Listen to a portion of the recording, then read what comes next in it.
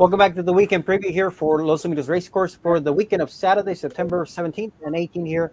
It is the weekend of not only our regular nighttime year-round quarter horse signal, but the daytime thoroughbred circuit moves over to Los Al, so we'll have double headers for a couple of weeks here with the daytime and the nighttime. I'm in the confine of my home office. Christopher Wade is in the confine of the Vessels Club.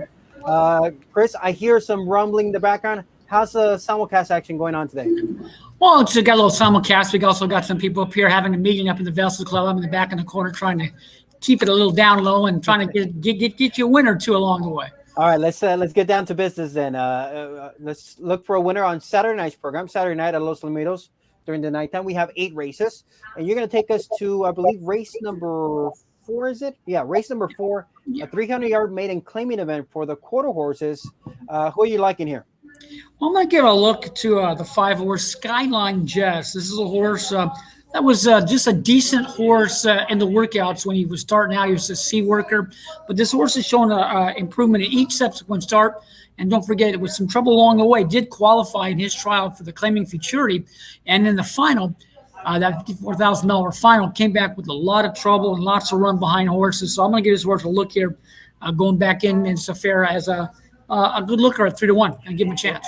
And it's going to be he's in post number 5. We'll take a look at that replay here. He comes out of the Los Alamitos claiming futurity final. He claimed he qualified to the final. He was not claimed. The connections were able to keep him in the barn. But what did you see in this race? He was coming out of post number 7. What do you think of the start right here? Yeah, he leaned back at the start, lost multiple lengths, and he's just slow into stride. He was crossed, lost multiple lengths. He gets a little rank midway, turns his head sideways, and basically would just guzzle the final half of the affair. But he's a big-bodied horse. He has a good amount of talent. Just a matter of getting out of the gate. He's locked and loaded.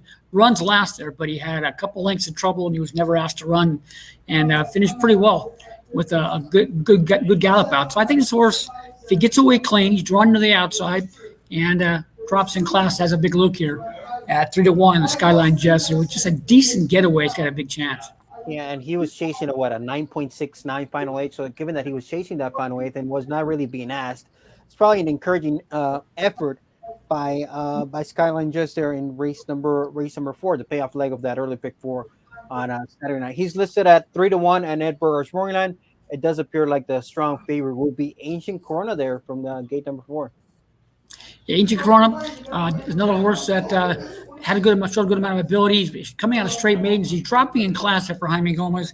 This horse, another horse, had a good amount of trouble in that last start. Bumped back and crossed. Finished pretty well for better look 4th place finish. So with the drop in class, the better getaway. He's the main rival to our top choice in that affair, Skyline Jess. All right, that's a look at Skyline Jess, Chris's selection for Saturday night, race number 4, the payoff leg of that early pick 4. Chris, are the simulcast signals that you tend to look at back this week? Yeah, Lone Star Park is starting tomorrow night on Friday. Then they run on Saturday night. They'll be back to a Thursday, Friday, Saturday schedule the following week. But, they got a nice 10-race program on Saturday night, trying to help you along with we're taking races 3 through 10, and got those already handicapped for the public. There'll be the nightline programs in the back with our selection, trying to help the public with some winners coming in from Lone Star Park. I like the sound of that. You're always sharp and ready to go for those simulcast signals. Looking forward to your analysis as well in the nightlines. You can catch Christopher Wade during the live simulcast signal from Los Alamitos live from the paddock each and every night. Chris, best of luck with your selection on Saturday night. Let's see if Skyline Jess can improve off of that race. Yeah, just a quick shout out to my man Jose Contreras. Was very, very good on Sunday night with his 2-year-olds and was very, very good on this. Killed everybody in the consensus handicap. I took the consensus. There we go. Thank you very much. I'll take it. I'll have to bring pizza with all the money I made for the press box. So I'll see you out there this weekend. Okay, boss. You have a good night.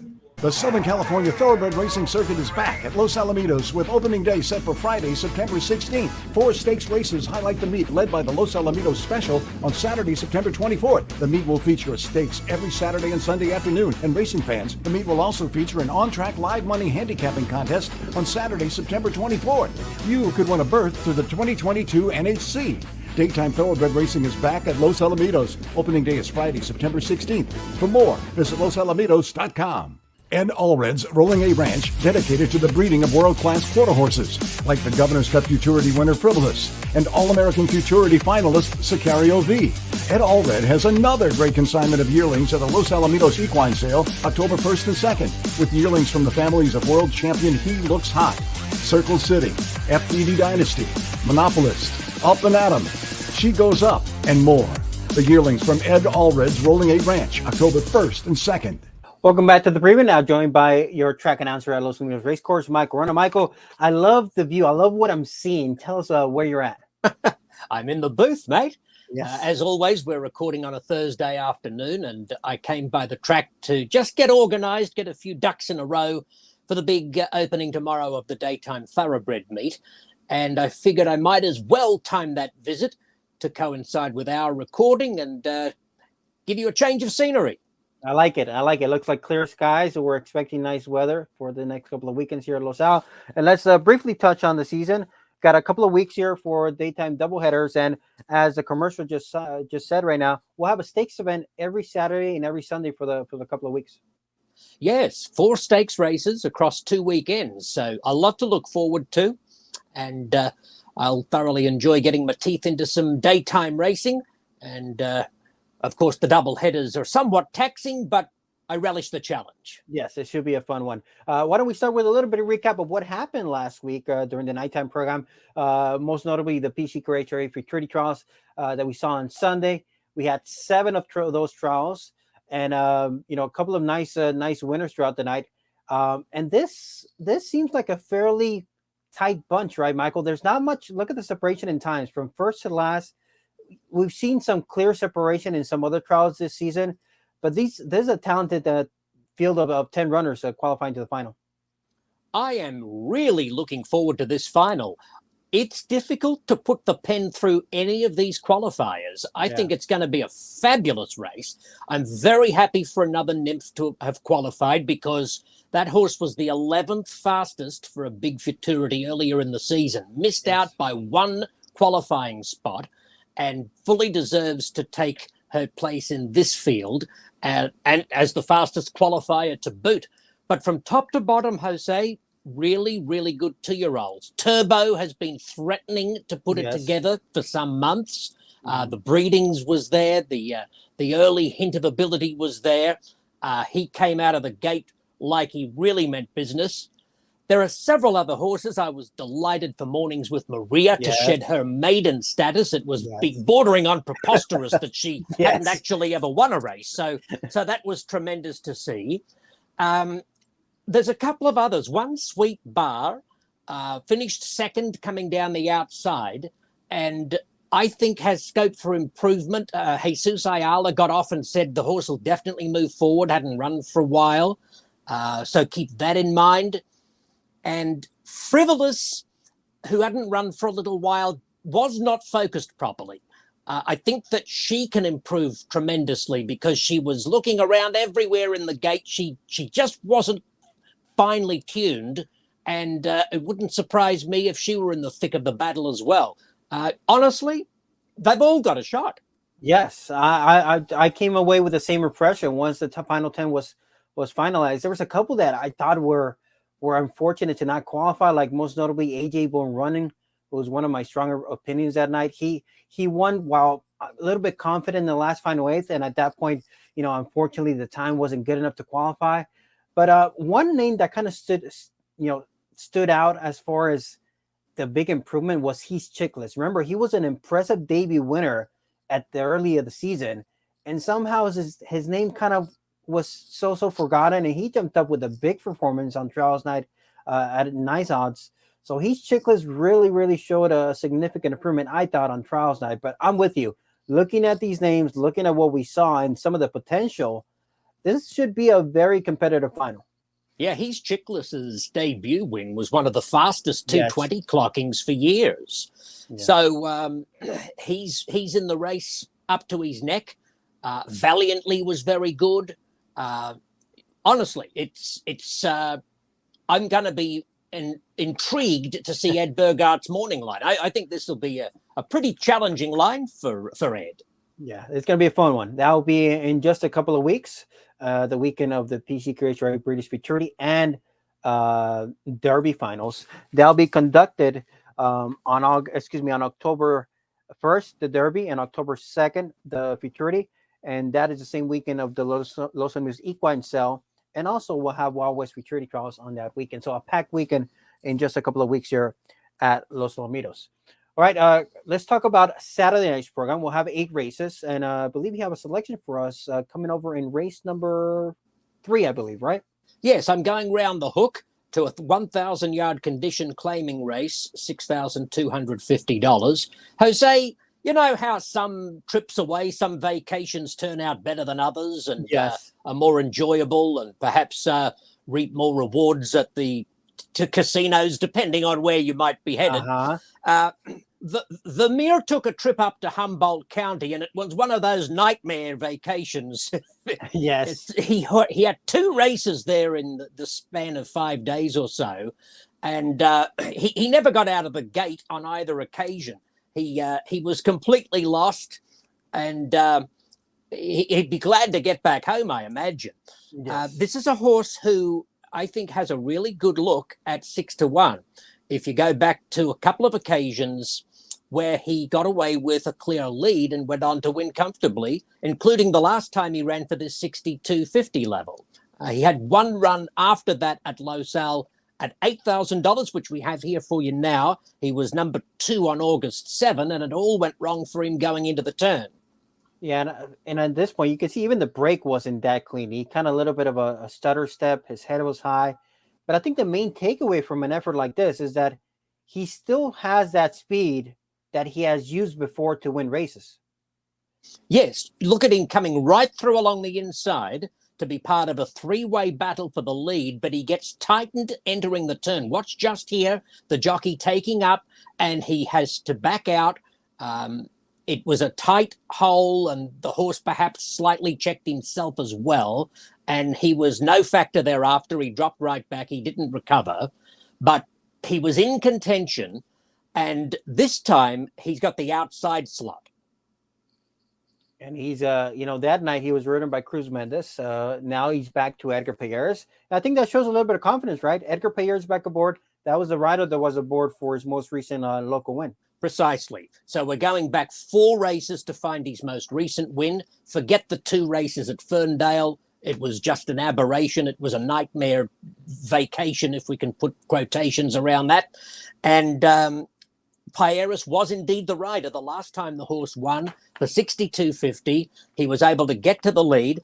And I think he can lead again with a decent break in this race on Saturday night. The favourite, Awesome Heights, is even money. He's number 4, and he was impressive winning a couple of starts back. But he showed no speed with no excuse out of the gate last time, and he ran on late for 3rd. But I'm puzzled by that performance, Jose. I've watched every angle of the replay. He had no check, no problem. He just got out of the gate all right, but couldn't go with them. And so I don't know what to expect in the first furlong Saturday night from Awesome Heights. But there's not a lot of other really genuine speed in the race.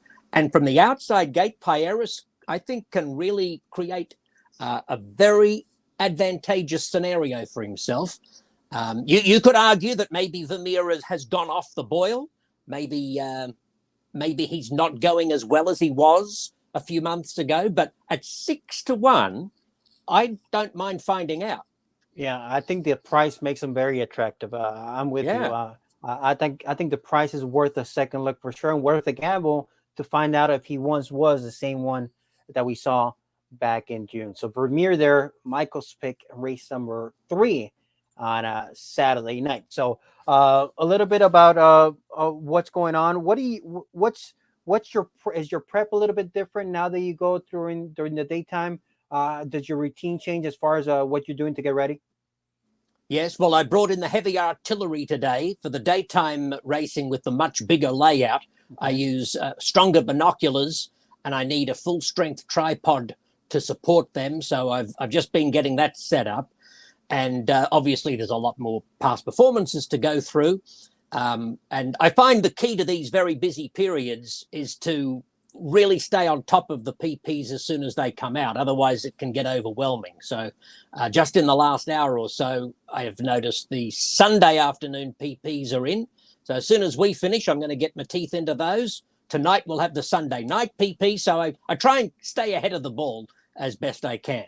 As you know, same with me as well. As soon as the entries come out, I get to working on those comments for the Nightlines, gets me ahead of time, and keeps the mind fresh to see some of these replays and some of these workouts. Okay, Michael, thanks so much for Amir. It should be a nice 6-1 on the morning on Saturday night, and I'll be looking forward to your calls for these double headers. Thanks, Jose. And Pancho Royalties almost got away with it. The long shot I picked last week, he was 7-1 and finished second, beaten ahead. He went very close for Ricardo Guillen at good odds. So hopefully this horse Vermeer at similar odds can go one better. Yeah, it was a productive week for the show last week. It's a nice job to you. Nice run by that horse. It was a nice tab for the exacta. All right, Michael, thanks so much. You've been red hot too, mate, for sure. We'll try to keep it going here on the show and see if we can pick a few winners. Michael, I'll see you this weekend at Los Al. Hoorah. From the sale ring to quarter horse racing's biggest stage, graduates of the Los Alamitos Equine Sale have qualified to major stakes all around the country. Frivolous won the 2022 restricted Grade 1 Governor's Cup Futurity at Los Alamitos. Sicario V qualified to the 2022 Grade 1 All-American Futurity at Ruidoso Downs. Plus, many more graduates have also qualified to major races. The Los Alamitos Equine Sale returns with more outstanding prospects, October 1st and 2nd. Find your next star at the Los Alamitos Equine Sale. Burns Ranch Stallions are strong in major stakes. Favorite Cartel sired 7 Grade 1 qualifiers in a single weekend. DKAA will go 2 for 2, defeating A Political Jet. Walk Through Fire also sired an Ed Burke finalist. He and Separate Interest each qualified 2 for the Los Alamitos Oaks. Burns Ranch also stands Fly Through the Fire, Mental Error, Foos, and MP Shining. Let Burns Ranch help you plan your racing future. Welcome back to the program. Let's take a look at a couple of races on Saturday night's program. Races 7 and 8. Most notably, they are the last 2 races on the card. So, you know what time it is. Late daily double time. Race number 7, an allowance event, 300 yards. And there's a horse that, to me, is a little bit interesting at somewhat of a good price on the morning line. This event for the 300 yarders. Like you mentioned, allowance. Forget the Cartel. Comes out of a troubled 6th place finish behind Heatedly, Ventura Jets JQM. Last race on August 20th. And that stakes event that was dead heated by Astronomical and Lady Cartel. They shared the win that night. Ventura Jets JQM last one going 110 yards back on May. So she can show a little bit of gate speed. Heatedly has been fairly consistent this season. Only 3 starts, but a win, a second, and a third last time out. She could be very, very competitive if she breaks as well as she did 2 starts ago in that June 25th win event. Remorsa comes out of that stakes event, won by Ninfet in La Beverly Hills. So she was chasing some very competitive classic fillies in that spot. Lovely Evening is listed at 9-5 on the Ed Burger's morning line. She was part of that same race that Ninfet and La Beverly Hills ended up with getting the job done. Ninfet over a neck. Lovely Evening ran a pretty solid 4th. Beating just about a length behind those fillies. But the mare that attracts me is the 6, Catalina Rocket. She's 6-1 here for Santos Perez, Irvin Lara. She's been pretty solid this season. If you look just at her campaign here, she came back off the layoff with a pretty solid second. That set her up for a nice win at 6-1. Then she got bumped at 15-1 in that very tough allowance won by the speedy Gulfstream 650. Who at that point Gulfstream 650 was, had a very, very sharp winning streak. I want to say at least 3 races in that winning streak, and then last 2 starts ago, 22-1, despite trouble, and getting bumped, she ended up, finishing about a length behind. Was disqualified, ended up finishing 6th, but I think she can really appreciate the outside post. She has shown the ability to really pop the gate well in a few of her starts. And actually a few of her wins are when she's been able to pop the gate. And I think the outside post might give her the opportunity to at least have a cleaner break than what she's done in the last few starts, where she's got some sort of trouble in the last 3 starts. So at 6-1, to me, she's interesting there in race number 7, part of that late pick 4 sequence and the start of the late double.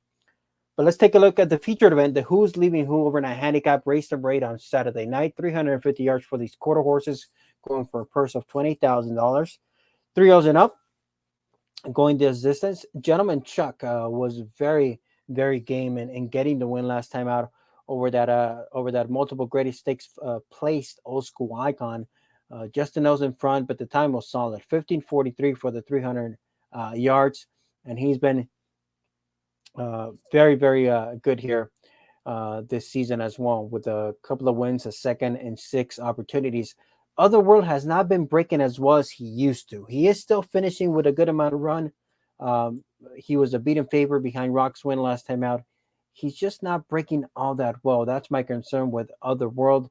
Rock's win, almost upset at 12-1, came back with a very sharp win, defeating Otherworld. Cruz Mendez has been aboard for the majority of his starts here for Mike Cassim, and he appears to be main contender. 5-bar Cartel enjoyed the inside post last time out. 5-2 runner for Lindolfo Diaz and Jesus Ayala. They got the win by a neck. The third place finisher, these Eagle Fires, came back to win allowance at the same distance. So he looked sharp. He seemed to enjoy the inside post last time out. Now he moves in between horses. So we'll see how he breaks, but he comes out of a good win. Milan Red, we talked about that battle there with Rock's win. He bumped at the start, but was able to outduel that rival there, and he's been in a good role since joining this barn in 2022. Look at this, 3 wins and a solid third for Valentin Zamudio. Cesar Franco has been over for one of those wins, so good to see him getting back aboard, as Valentin Zamudio shared with us that Ruben Lozano will be out. Will be out with an injury, so he hasn't been riding. But Cesar Franco does have experience on Milan Red, so he does appear to be one of the main contenders in this spot. But I really like the looks of Belichick. This is the runner that I like in this spot. This will be the single in the leg before for me. Belichick, even though he's it doesn't seem like he's been all that sharp tonight this season, but he's been facing some very good horses. Circle City, Cattail Cove, Circle City, Impressive, Monopolis, Up and Atom. So he's been facing the best of the best, and at the older age group here at Los Alamitos, and most recently ended up finishing 5th last time out on July 31st. Here's the race for Belichick. This was a Spencer Childers back on July 31st, $100,000 event. He was the 6th horse this night, and Belichick right there. He broke okay. He wasn't quick enough with the rest of them, but he's still trying to show some run right here, and then appears to be intimidated right here. The path disappears, and at this point, the rider just trying to keep up with the rest of them, not really asking for his best. But look how he's still on his own. He's still trying to keep up with these classy runners. They were finishing in a rapid 9.49, and Belichick was not really losing ground to those runners. So to me, the way he was still trying to keep up with that type of competition while not having the best of paths to really accelerate and really level out, I was encouraged by that effort. I know it seems like an even 5th on paper, but when you factor in the come home time of 9.49, the competition that he was chasing, and that it was a pretty uncomfortable trip, most of the way. You can see at this point he's intimidating. The path is disappearing. And Irvin Lara is just trying to keep him in the mix of things to stick out for a piece. So I was encouraged by this effort. I like the switch to the outside post. I think this will give an opportunity to at least have a clear path to run. And if he breaks somewhat cleanly and somewhat similar to what he's done in previous starts, I think Belichick could really make it a better showing of himself in Saturday night's feature events. So that's my selection for the Whosleavingwho overnight handicap Saturday night. I'm going to Will Belichick on the outside for Santos Perez, E.G. High Desert Farms, and Irving Lara. That wraps it up for this weekend's program. We hope to see you out at the races in the upcoming weeks at Los Alamitos. So we got the daytime thoroughbred season coming up, and also we continue with our year-round quarter horse and thoroughbred meet there on Saturday and Sunday evenings. Thanks for tuning in. We'll catch you next week. Have a good night. The Southern California Thoroughbred Racing Circuit is back at Los Alamitos with opening day set for Friday, September 16th. 4 stakes races highlight the meet, led by the Los Alamitos Special on Saturday, September 24th. The meet will feature a stakes every Saturday and Sunday afternoon. And racing fans, the meet will also feature an on-track live money handicapping contest on Saturday, September 24th. You could win a berth to the 2022 NHC. Daytime thoroughbred racing is back at Los Alamitos. Opening day is Friday, September 16th. For more, visit losalamitos.com. Ed Allred's Rolling A Ranch, dedicated to the breeding of world-class quarter horses, like the Governor's Cup Futurity winner Frivolous and All-American Futurity finalist Sicario V. Ed Allred has another great consignment of yearlings at the Los Alamitos Equine Sale, October 1st and 2nd, with yearlings from the families of world champion He Looks Hot, Circle City, FPD Dynasty, Monopolist, Up and Atom, She Goes Up, and more. The yearlings from Ed Allred's Rolling A Ranch, October 1st and 2nd.